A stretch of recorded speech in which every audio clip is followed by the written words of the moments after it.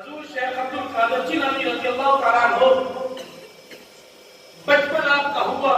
تو آپ کی والدہ محترمہ نے آپ کو ایک قاری قرآن کے پاس بٹھانا چاہا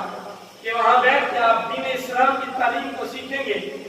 اور قرآن کی تعلیم سے اپنے دل کو مزین و منور کریں گے، اس سے آپ کا دل پاکیزہ ہوگا۔ حضور شیخ عبد القادر جیلانی رضی اللہ تعالیٰ عنہ جب قاری قرآن کے پاس گئے تو قاری قرآن نے اعوذ باللہ پڑھانا چاہا تو آپ رحمت اللہ تعالیٰ علیہ نے اعوذ باللہ بسم اللہ پڑھ کے الحمد شریف سے لے کے 98 پارے تک قرآن زبانی سنا دیا۔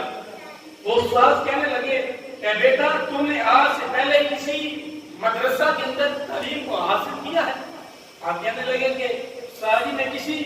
مدرسہ کے اندر مسجد کے اندر قرآن پڑھنے کے لیے نہیں گیا۔ تو استاد اور حیران ہوئے کہ بیٹا پھر تم نے بغیر پڑھے 18 پارے زبانی سنا دیے؟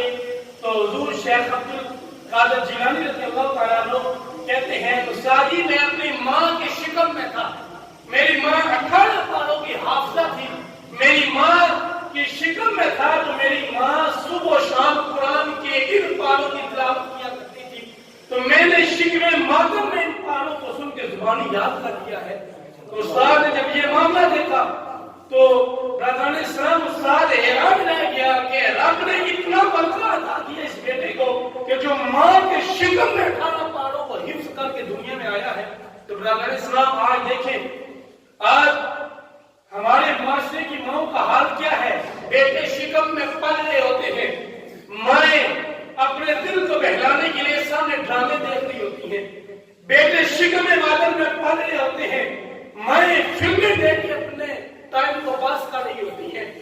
بیٹے شکم مادر میں پل رہے ہوتے ہیں، مائیں اپنے معاشرے کی، اپنے قبیلے کی، اپنے محلے کی عورتوں کے ساتھ بیٹھ کے حکمتیں کر رہی ہوتی ہیں، ایک دوسرے کے گھروں کے متعلق بری گفتگویں کر رہی ہوتی ہیں، ایک دوسرے میں تہمتیں لگا رہی ہوتی ہیں، ایک دوسرے میں بہتان لگا رہی ہوتی ہیں۔ تو جب مائیں حضرت فاطمہ جیسی ہوں، حضور شیخ عبد القادر جیلانی کی والدہ جیسی ہوں، تو پھر بیٹے بھی رب ہوش عطا کرتا ہے۔ جب مائیں ایسی عظیم مثال رکھنے والی ہوں کہ جن کی سیرت کا ایک پہلو ہمارے لیے نمونہ ہے، غوث اعظم کی والدہ نے تو اپنی آنکھوں سے غیر محرم کو کبھی دیکھا نہیں تھا، اپنے کانوں سے غیبت کو کبھی سنا نہیں تھا، اپنی زبان سے غیبت کے کلمات کو کبھی بولا نہیں تھا، اپنے پاؤں کو اپنے ہاتھوں سے کسی مظلوم کے اوپر کبھی ظلم نہیں کیا تھا، اپنے پاؤں کو کبھی اپنے گھر کی چار دیواری کی دہلیز سے باہر نہیں لے کے گئی تھی کہ میری عصمت پہ آنچ نہ آ جائے۔ تو آج ہمارے گھروں کے حالات کیا ہیں؟ آج ہمارے معاشرے کی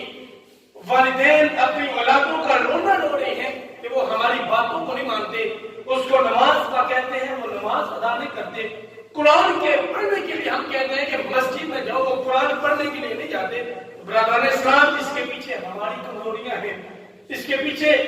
والدین کی ناکامیاں ہیں، والدین کی خامیاں ہیں۔ اگر وہ اپنی اولادوں کو یہ تربیت دیں کہ بیٹا زندگی تو گزر جائے گی لیکن زندگی وہی ہے جو رب اور رب کے حبیب کو راضی کرنے میں گزری ہے،